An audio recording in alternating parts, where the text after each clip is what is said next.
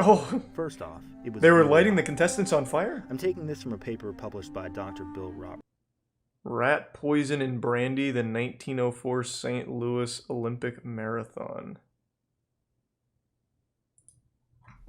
The first modern Olympic marathon ended here, in Athens Panathenaic Stadium, an architectural wonder built entirely of marble nearly 2,000 years ago. Marble! The Fuck second yeah. Olympic marathon began in the Bois de Boulogne Next to and some wound through the toxic streets pot. of Paris, the city of light. And the third Olympic marathon happened here, right outside this cheesecake factory. A Dillard's, a Five Guys, and a Nordstrom hold watch over this marathon's path. Its route is drenched in the shadow of a crate and barrel. The 1904 St. Louis Olympic Marathon was a disaster. It was a story of fraud. Damn, he's coming in thievery, hot. raw eggs, rat poison, food poisoning, liquor, feral dogs, and at least 3 separate incidents of near death. Wow. It was the stupidest sporting event of all time. Bold claim. Very bold claim. Think the prime artifact and reset the meat.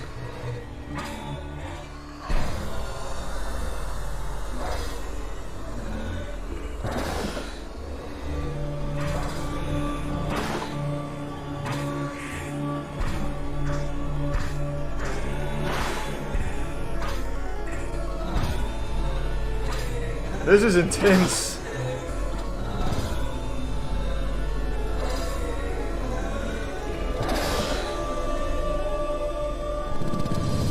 Thanks, Resub Max.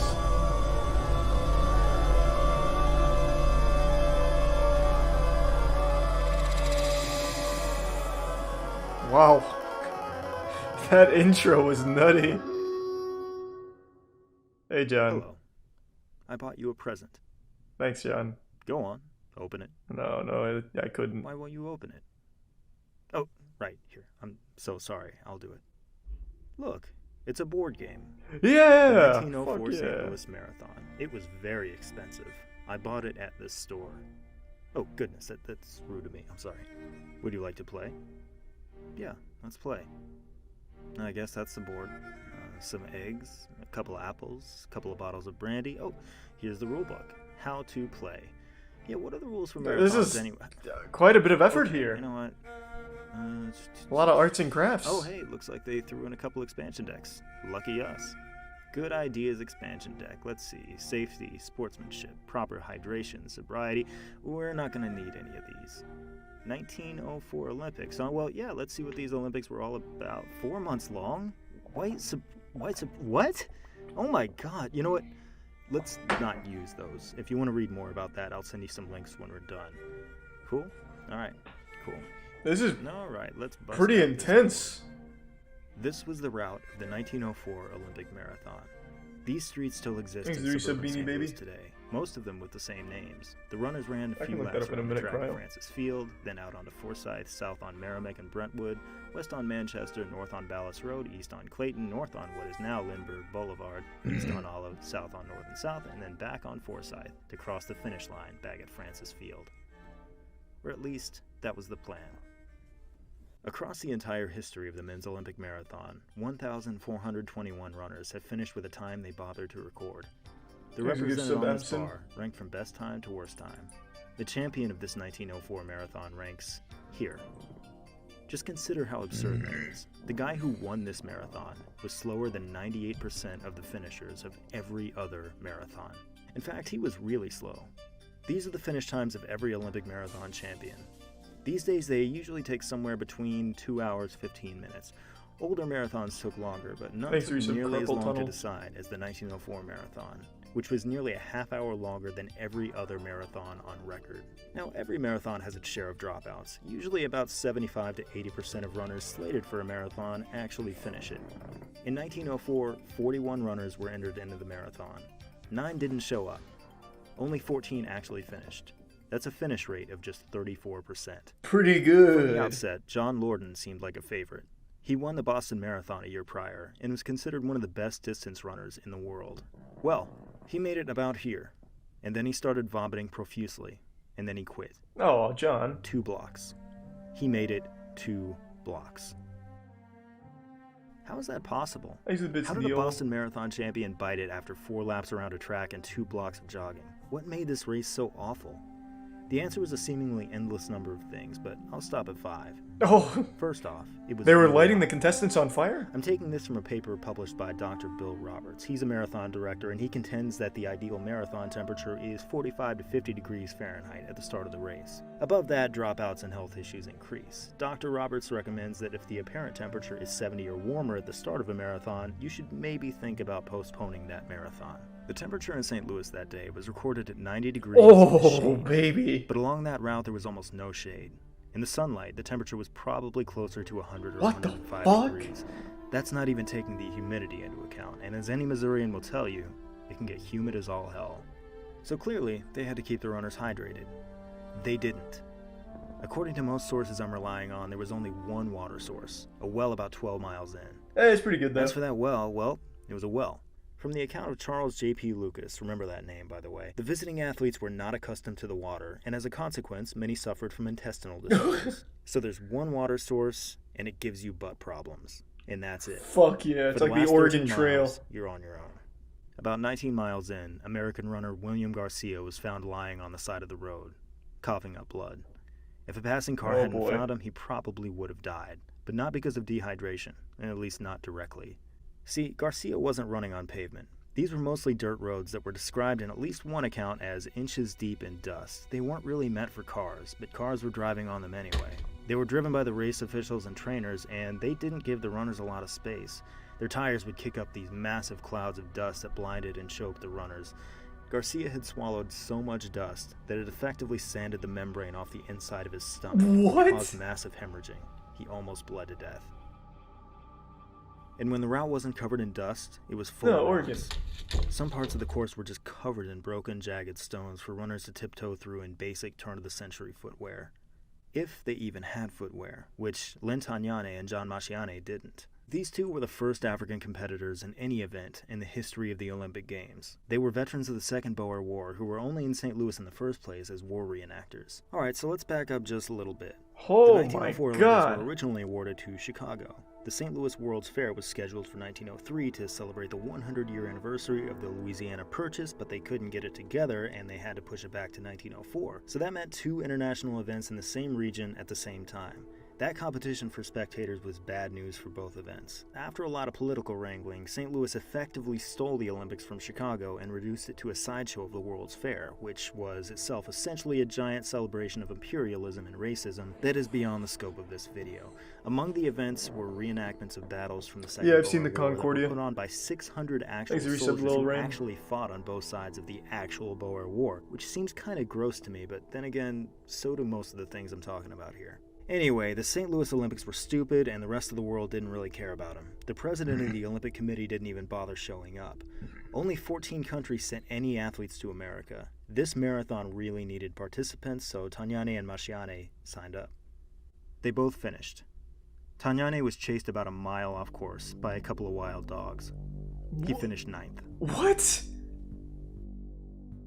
So, to recap, 100-degree heat, near complete lack of water, Holy suffocating shit. dust that almost killed a man, terrible terrain, and feral dogs. And let's add one more hazard for Felix Carvajal. He was wearing street clothes. Get ready to meet your new hero. Felix de la Caridad Oh, this guy's Carvajal cool. y Soto Alright, I'm was a in. mailman from Cuba.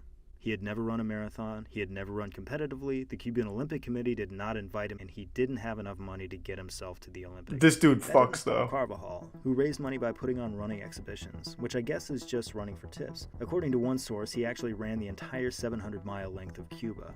After a while, he raised the money he needed, and he took a boat to New Orleans, where he promptly lost all his money in a craps game. Oh, He was rough. broke. That'll do St. it. Louis was another 700 miles away. Some of the way he hitchhiked or stowed away on a train car, some of the way he just ran. And when he finally showed up at Francis Field that day, he looked like... Well, look how everyone else is dressed. Sleeveless shirts, shorts without belts, athletic shoes, you know, the kind of stuff you'd wear if you were about to run a 100-degree marathon. Yeah, but this guy's looking Felix here was fucking running this awesome. thing in a baggy long-sleeve shirt, street shoes, a belt, a beret, long johns, and heavy shorts. And even those weren't originally shorts. Carvajal actually wore long pants on top of his long johns to the race, but another runner saw him and said, "Hey, nope, you're not running in these." He got some scissors and cut him off at the knees. You ruined his Carvajal wore style, this his stuff 'cause It swag. was all he had. Okay, listen, I'm going to tell you this part of the story even though I don't think it's true, for two reasons. The first being that it's hilarious, and the second being that Smithsonian's website claims that it's true, so did Marathon and Beyond magazine, so did a couple other sources I read.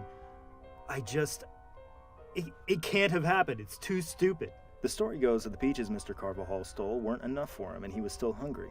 At one point, he stumbled upon an apple orchard. He picked a couple apples, and he ate them. Turned out those apples were rotten. He got a stomachache, lied down, and took a nap. After a while, he got up, started running again, and finished in 4th place. To recap, a Boston Marathon champion quits this race after a few blocks. A mailman from Cuba in a beret and long johns who had never run a professional race and wasn't even invited and took a nap in the middle of the marathon finished 4th. He just sounds like a natural athlete. That's the story of the 1904 St. Louis Olympic Marathon. I thought it was going to be a lot wilder. I'm just kidding, it gets way stupider. Turns out the apples were laced with C4. He would later win the 1905 Boston Marathon, but this is the race he's remembered for. Without adequate water supply, lots of the runners are suffering from severe cramps, and Loers is one of them. 9 miles in, he throws in the towel, and one of the cars gives him a ride. Coward. Meanwhile, at the 16-mile mark, Thomas Hicks has built a considerable lead. Oh, but the car blows up, doesn't it? He's beginning to fall apart. He's completely dehydrated. Just behind him, his trainers are trailing him in an automobile. This is Charles J.P. Lucas, one of the trainers in the car. He wrote a book about the race that has proven to be a very valuable account. He was also a giant idiot. Oh, rough. A little over halfway through the course, Hicks is begging Lucas for a drink of water. Lucas won't let him drink any, but he does offer to sponge out his mouth with water for some reason, and he also pours some water over him. What? And then he feeds him some egg white. And then he feeds him rat poison. What? Again from what? his book. And then the author was forced to administer 1/60th grain of sulfate of strychnine. Okay, everyone, I think we probably better get a smart person on the phone. What? Dr. Sidney McElroy is the co-host of Sawbones, a podcast about the horrors of old-timey medicine. Did it turn him into a So if there's superhero? anyone to ask about strychnine, it's probably her. Thanks for resub, Ian, in the Prime Mr. right? Sauce. Generally Glad you speaking, liked it, yes. Ranch Boy. I mean, I certainly would not prescribe strychnine to somebody. I mean, if you take too much, it'll kill you. I mean, that's the bad thing about strychnine. It's like a really super powered bad caffeine. What does it do if you take too much? They had that in So it 1904? blocks glycine receptors, and glycine is kind of what stops things. So once a nerve starts firing for us to move or do something, glycine stops that action. So if you block glycine, you're kind of turning off the off switch, so to speak. So you can't turn off. A little bit of that might make you better at running, say, a marathon. A lot of that would Thanks cause to Prime very Godspeed. violent, nonstop muscle contractions all over your body. If you've ever seen like classic paintings of people with tetanus in that arched position, it's the same kind of thing, like this awful arched position of your back that you would get stuck in, and then eventually you would stop breathing and die. It would be a horrible way to go. Well, I've never seen that before. I was going Okay, to holy like shit. 10 pounds of strychnine. It turns you into I actually don't even think like I a need to footstool take looking thing? I think that's the better plan. What the fuck? Meanwhile, Fred Loers, who quit the race due to dehydration, is about 10 miles into his car ride home when the car breaks down. It's hot, and the sun is beating down, and Loers sees no point in just standing around for hours waiting for help. Plus, he's starting to feel better, so he decides to get on his feet and start running again. At the 20-mile mark, Hicks is falling apart. His skin is described as ashen pale. He's given more strychnine, and a couple more eggs. And now Lucas decides to give him brandy, too. That'll In his definitely book, help. Lucas calls brandy a stimulant, which it is definitely not. He's giving his runner rat poison and brandy and raw eggs and sponging his mouth out with water and dumping water on his head, but he won't actually let his marathon runner drink water. Charles J.P. Lucas is the worst coach in the history of the world. I could probably agree with that. Thanks for the fucking 5K bits again, Red. Thank you, man. And of course I've seen that video. That's an old, popular one. Hope you've been doing well, Red.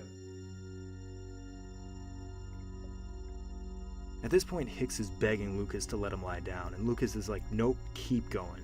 And then Fred Loers gallops past him, looking almost impossibly good for someone 20 miles into a marathon. Hicks sees him, and his morale is destroyed. It looks like he might quit at any second. Thankfully, they learn that Lors is actually out of the race, so Hicks puts his chin back up and he starts to jog again. Hicks is still in the lead with 1 mile to go, again from Lucas. His eyes were dull, lusterless, the ashen color of his face and skin had deepened. His arms appeared as weights well tied down. He could scarcely lift his legs, while his knees were almost stiff. In addition to 2 doses of strychnine, Hicks has now finished his entire canteen of brandy, so a friendly bystander gives him more brandy. Oh my god. He's losing it, even though he's only 1 mile What from the the finish line. fuck?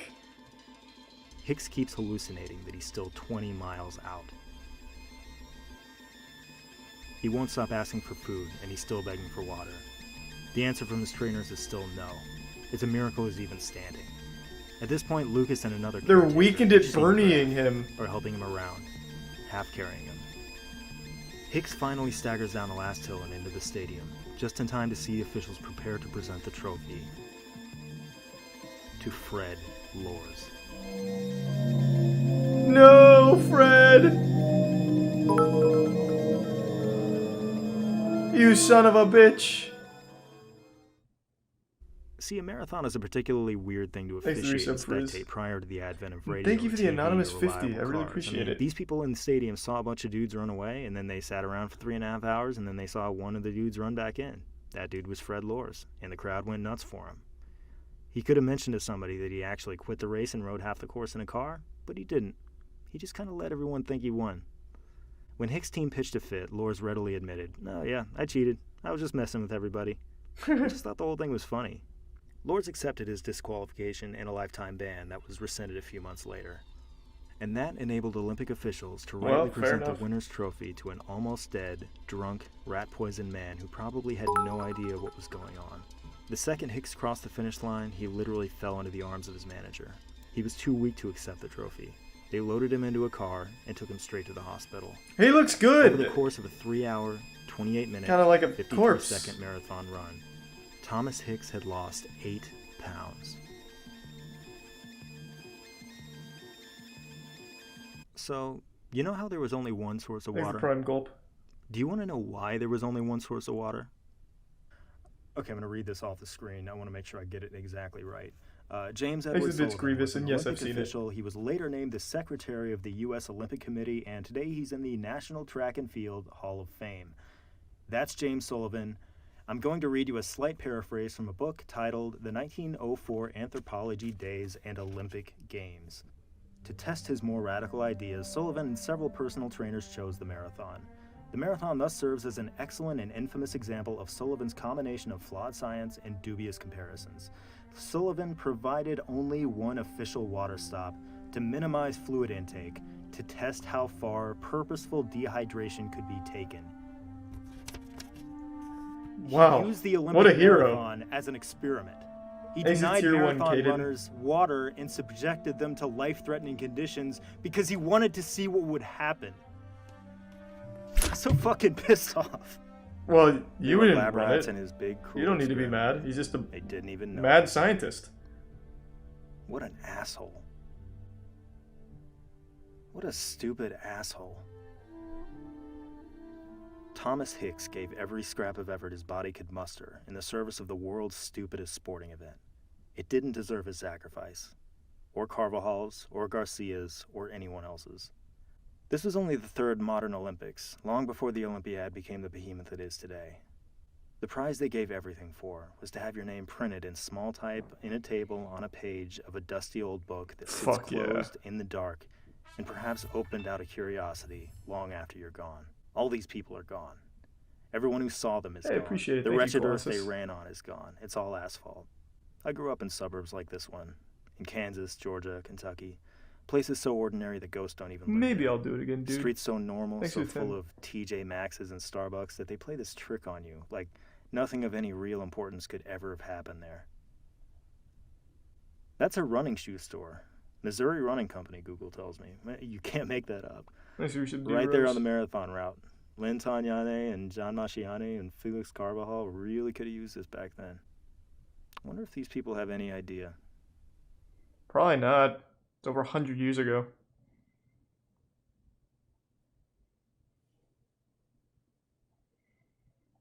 That guy fucking is the king, though.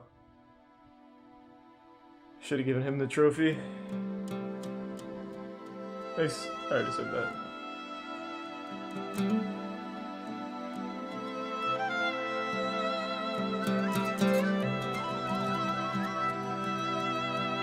We did very well in Vault of Glass. One of the best teams to run it, I'd argue. That was interesting. And now no one really gives that much of a fuck